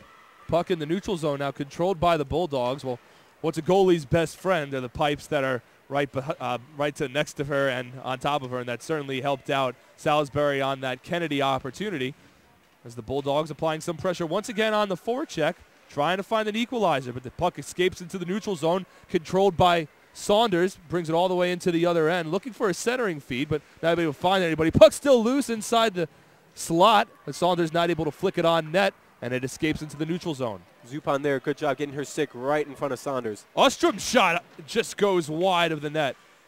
But a nice look there from Ostrom. Yeah, that one wasn't too far off from finding that near side. Puck back into the neutral zone, and a penalty will be coming against Yale as Clement Adra was tripped up right in the neutral zone. So the Bulldogs will go back on the kill. It's the second penalty called against Yale here today, but they were able to kill the first one. They've had decent success over the season doing so. Yeah, that's another difference we see from last year going into this year are just the number of penalties that Yale has committed. They have really cut that number down a lot going from last year, and it's helpful for them because, you know, when they're giving up a lot of goals, you don't want to be another person down if you can help it. And once they are on the penalty kill, they've done a pretty good job. You mentioned it this year, killing just over 65% of the power plays they've faced. The Bulldogs win the first draw and are able to send it all the way back up ice. But here come the Martlets, already leading by 1 goal, looking to tack onto that lead. Strong skating from Davidson, loses the puck behind the net. It's taken by the Bulldogs, and Ferrara on the far side will clear it back up ice. 30 seconds into the power play, and the Martlets haven't been able to get anything doing. In their first power play, the Bulldogs did a great job of not allowing McGill to set up anything offensively. But Murray has it on the near side, skates behind the net, tries the centering feed, but it's deflected out in front, taken by Ostrom, but stripped right away. She didn't clear it initially when she got the puck, and McGill is able to maintain possession as the puck is sent towards Oles, and now back behind the net. This time the Bulldogs clear it away. It clears the blue line and out into the neutral zone. A good clear there from Gray, but before that play, a very good opportunity there from Saunders right in front of Graham's net. You know, Yale did just enough to deflect that one away from her. Oles has it behind the back pass, shot, score. A beauty from McGill. That was Oles over to Saunders for her second goal of the game, and McGill now on top by 2. A lot of whirling there, caught Graham a little off guard right through her 5-hole into the back of the net. Saunders, she's been involved on every single goal here tonight. Her second goal of the night, and to go along with the 1 assist she had it for Oles. Well, Oles and Saunders both have been very impressive here today, and that time Oles brought the puck in on the near side, spun around behind the back, pass over to Saunders, wide open in the slot, and not much that Graham could do on that opportunity. It's a power play goal for the Martlets, and they lead by 2. But the Bulldogs come right back down the other end. Martini sends it out in front, deflected by a defender, controlled, though, by Tomimoto. Tomimoto sends it back over to looking for Marc behind the net. Both teams fight for the puck, and it's taken by Oles. And we need to see a lot more action coming from Martini and Tomimoto this third period if the Bulldogs hope to get right back into this. As Clement Adra comes right in, Oles shot and a save made by Graham. And once again, she made the save. She's not sure where the puck is, but a stellar save there by Graham on another beautiful opportunity for McGill. Great dump, finding Oles wide open. Again, a full head of steam coming onto that shot. But Graham this time was up to that challenge, stopped it well with her pads. The last time we saw Oles that wide open, she roofed a shot past Callahan in the second period, but that time Graham is able to make the save as the Bulldogs come back in the other direction. Haddad has it on the near side, sends it towards Salisbury, still loose on the rebound, and now controlled by the Martlets. An opportunity there for the Bulldogs as McGill has slowly taken over this game after a very impressive first period from Yale. It's been McGill in the second period, and so far McGill here in the early stages of the third. A better showing, though, from Yale responding to that goal here in the third period. We see a lot more offense coming from them now than we did at any point there in the second period. The puck is kept in by Gray, so the Bulldogs still control, but strong defense from McGill. They're able to win the puck right back. Gray keeps it into the Martlets zone, and now it escapes past the blue line. Delayed offsides called and waved off by the linesman, and McGill will come back down the other way. 12 minutes left here in the third period. The Bulldogs trailing by 2. trying to start off their second half strong in an exhibition against McGill, one of the stronger teams in Canada. McGill 11-0 this season in the Canadian Inter-University Sport Conference. But they've struggled against NCAA opponents, 1-6 this year, as falling down to the ground was Aurora Kennedy in the neutral zone, a turnover, and it's taken back by McGill. For McGill, they won the championship 2 years ago, were certainly the favorites last year to win it, but fell in the playoffs. Certainly hoping to go back now.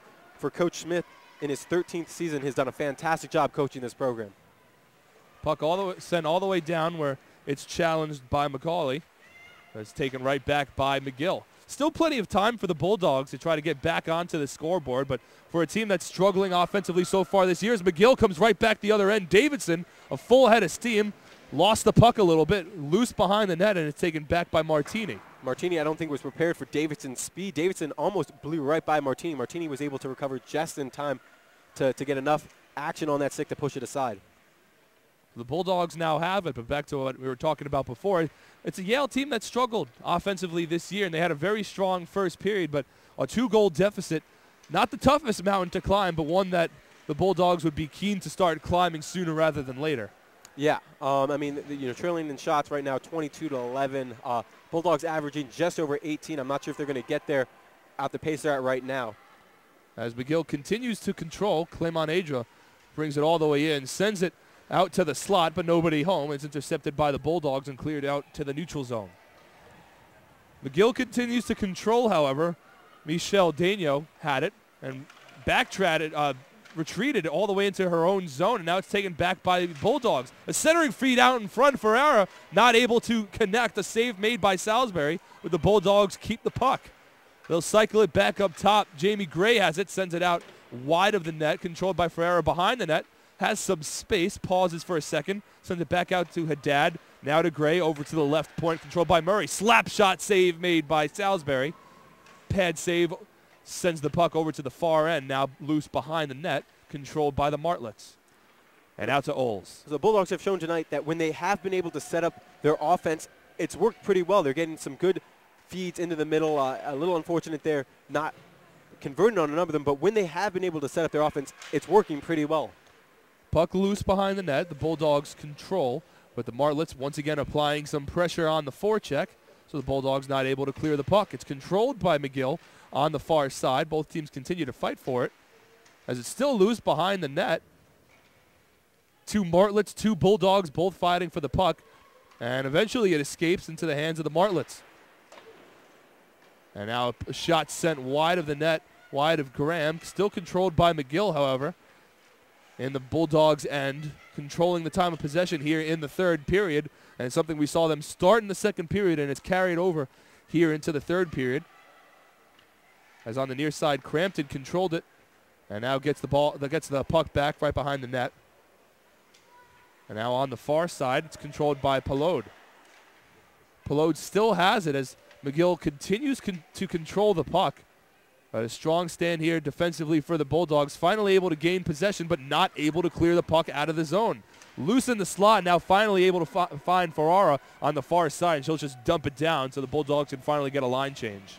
So far now, 11 minutes into this period, Bulldogs have managed 5 shots. They only had 2 all of last period, so a better showing from them once they can get it into their offensive zone.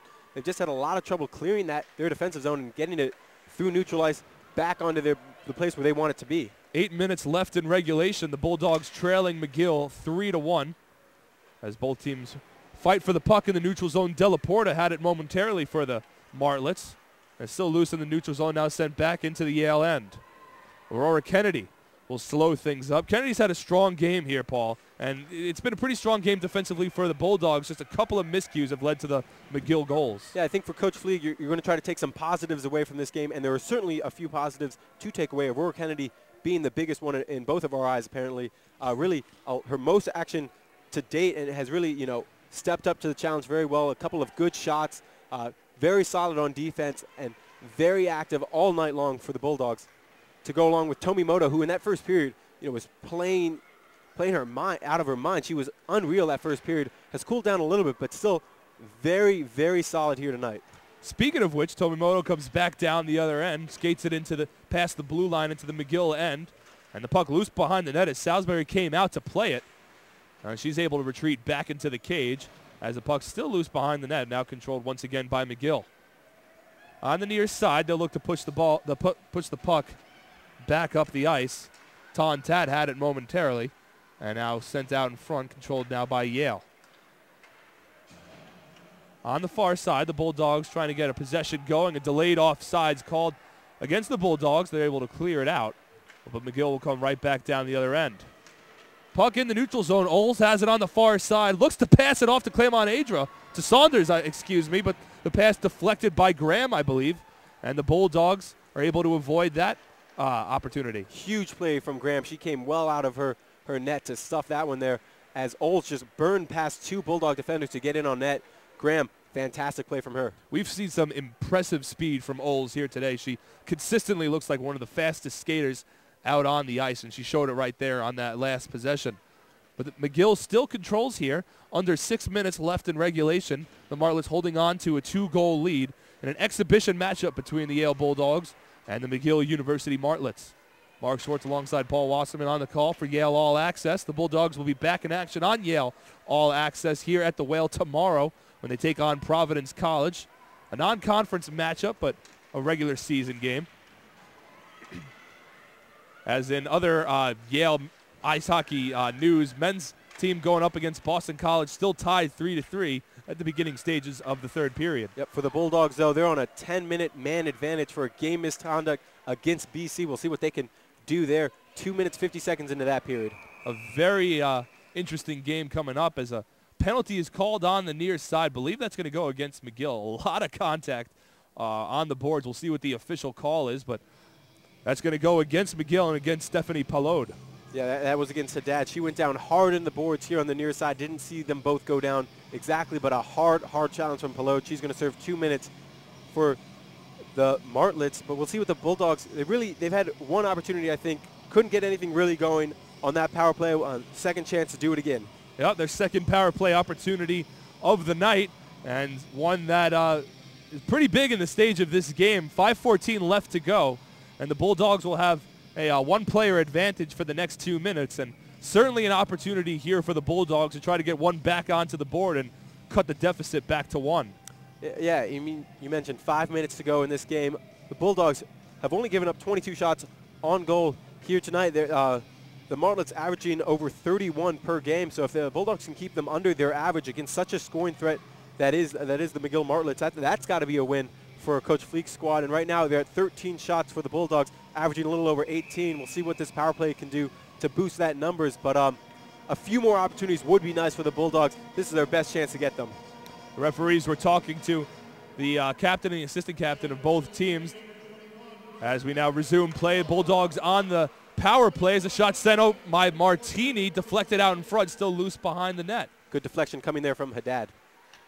And now that's Ferrara on the near side, sends a centering feed over to Martini, but not able to control that one. The puck sent back up ice. A big whiff there coming from Martini. The second one we've seen from her this game. I think at a play like that, you really just need to try to put your stick in front of that puck and guide it into the back of the net. Martini going for the big wind-up shot. No success there. Martini, standout freshman from King City, Ontario, missed on that opportunity, but the Bulldogs back into the McGill end as they set up the offense. Tomimoto over to Martini at the left point. Fakes the handoff to Tomimoto. Now sends the puck back out in front. A lot of contact with Marc, but the puck goes wide of the net. Bulldogs still control Ferrara on the near side. Skates into the circle. Back up top to Martini with a blast and a save made by Salisbury. And that's what Coach Fleek talked about at the beginning of the season about the threat of Kate Martini. You line her up right inside the blue line. A big wind-up slap shot coming from her. You know, had that been anywhere else other than straight at Salisbury, we could be looking at a 3-2 game right now. But so far, Yale on this power play looking much more composed than they did on their first time out. 1:01 left to go on the power play. 4:12 left in regulation. The Bulldogs still trailing by 2, but with a one-player advantage as Ustrom's shot is deflected out in front. The Bulldogs maintain possession. On the far side, it's Murray, and her shot is deflected over the cage and back out to Ustrom on the near side. Ustrom sends it back behind the net to Mock. Mock slows things up and over to Zupan. Zupan on the far side. Bulldogs continuing to control. 30 seconds left on the power play. Puck deflected out in front. Salisbury doesn't know where it is, and now it's still loose behind the net. The Bulldogs not able to capitalize on a loose puck in the crease. And McGill will clear the puck out of the zone. Marc a half second behind Salisbury to cover up that puck. As Leslie Oles uses her speed and a shorthanded opportunity, she maintains possession. As the Bulldogs losing valuable time left on this power play, they get the puck back, but only 8 seconds left. Good job there by Decker to control that puck, but knocked away at the very end there coming from Davidson. And both teams now back at even strength. A missed opportunity for the Bulldogs. 3:09 left to go in regulation, and they continue to trail McGill by 2 goals. On the far side, both teams continue to fight for the puck. Intercepted by Ton Tat and kept alive momentarily, but now cleared out by the Bulldogs. In the neutral zone, bring it all the way up ice is Waddell. Waddell with a falling shot goes over the crossbar. Got past Salisbury just a little high. Yeah, but a lot of power on that one. Coming from a falling Waddell, that's tough to do to get that amount of power. Ton Tat on the near side sends the puck behind the net. And over to the far side where Martini fights closely with Daigneault.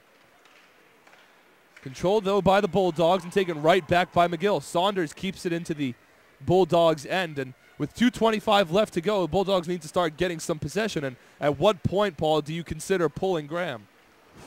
You got to be pretty soon if you are going to pull her. I'm not sure whether Coach Fleeg will do that, but if he is, first the Bulldogs got to get the puck back because you're not going to pull your goalie when you're on the defensive zone. McGill continues to cycle on offense, keeping the puck in the Yale end. And granted, it is an exhibition game, so we'll see if that's a strategy that Coach Fleeg wants to pursue. As Graham is able to make a save out in front, the Bulldogs have the puck. They'll look to push it up ice, and this would be an opportunity to do so if Fleeg wants to. But instead, it looks like they won't. Waddell sends it out towards Salisbury. Salisbury keeps the puck alive. 1:44 left to go. Graham stays in the net, so it looks like the Bulldogs will keep her in net for the remainder of the game. As controlling it on the far side is Monsione, and as I say that, Graham comes out. So the Bulldogs a 6-on-5, but McGill gets it back, but falling down to the ground, they lose control of the puck. Out in front, Monsione had it, and still loose out in the slot. A backhanded shot by Ferrara, sticked aside. Ferrara just couldn't get enough power on that because it was her backhand. Had it come to her forehand, most likely that's in the back of the net. Kennedy loses it. Pike has it on the near side and sends it up. Not on net. The puck cycles behind the net, so the Bulldogs playing without a goalie right now. 1:04 left to go. They trail by 2 goals. As the puck stays in the neutral zone, Bulldogs need to start to gain some possession to try to get back into this one. Both teams continue to fight for the puck on the far side in front of the Yale bench. Controlled now by the Martlets and sent up below just a little wide right, trying to get that empty net goal to ice this game. Controlled now by Kennedy behind the net. Kennedy now over to Haddad, near side in front of the McGill bench. Bulldogs still control. 33 left to go. On the far side, Ferrara. Ferrara's shot is deflected out in front. Behind the net, McGill takes it. 23 left to go. McGill still controls. Davidson has it and softly puts one up towards the net, deflected momentarily by De La Porta in a tough angle, not able to find the back of the net on the empty net opportunity. 12 seconds left. The Bulldogs trail by 2 and running out of time. Davidson still has it, now loses it behind the net. 5 seconds left to go, and despite a valiant effort from the Bulldogs, it looks like McGill University will escape the whale with a 3-1 victory, their second win against NCAA competition this year. But for the Bulldogs, while they couldn't come away with more than 1 goal here tonight, a positive outlook you really have to think for the Bulldogs and for Coach Fleeg. A lot of good things to take out of this game. If this is an exhibition match and all you hope to do was shake off the rust, you really have to think the Bulldogs did a very good job of that. Had moments of very good play out there, just couldn't seem to string it together. That second period really bit them. Yeah, the second period was rough. That was really the momentum changer. Granted, McGill had a 1-0 lead after the first period, but it was really the Bulldogs that controlled a lot of that. It was a goal from Chelsea Saunders only 30 seconds in that gave them the lead. And despite the Bulldogs tying it up in the second period, a goal from Jamie Graham, the second and the third period were all Martlets, and they're able to skate away from this one with a 3-1 victory. But as we look towards the second half of the season now, Paul, a promising effort from the Bulldogs, and they'll resume ECAC play within the next week. They have Providence tomorrow, but Coach Fleeg's got to be happy with the effort that his players put out on the ice here tonight, and promising moving forward into the second half of the season. Yeah, it's really one of the better ways to start the new year for the Bulldogs. They have 12 games remaining of ECAC play.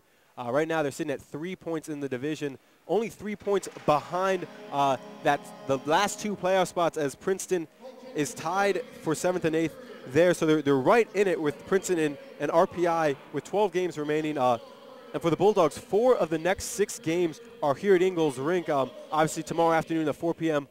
Start to the Providence game. Then they start ECAC play next week with St. Lawrence at home and Clarkson at home. So really big matches upcoming here for the Bulldogs. And by that point, you really have to think the Bulldogs, that's going to be the do-or-die portion of their season, the next 4 of 6 games here at Ingalls Rinks. And credit to the McGill Martlets for coming into the Whale and taking this one from the Bulldogs. Your final score 3-1. So that'll do it for us here for the broadcast. We'd like to thank everyone who tuned in and was helped be a part of our Friday night here. I'd like to thank the entire crew helping making this Yale All Access broadcast possible. So the Bulldogs fall in an exhibition matchup against McGill. The final score 3-1. For everyone involved with the broadcast and my color analyst today, Paul Wasserman, I'm Marc Schwartz, signing off from the Whale. Have a pleasant good evening, everybody.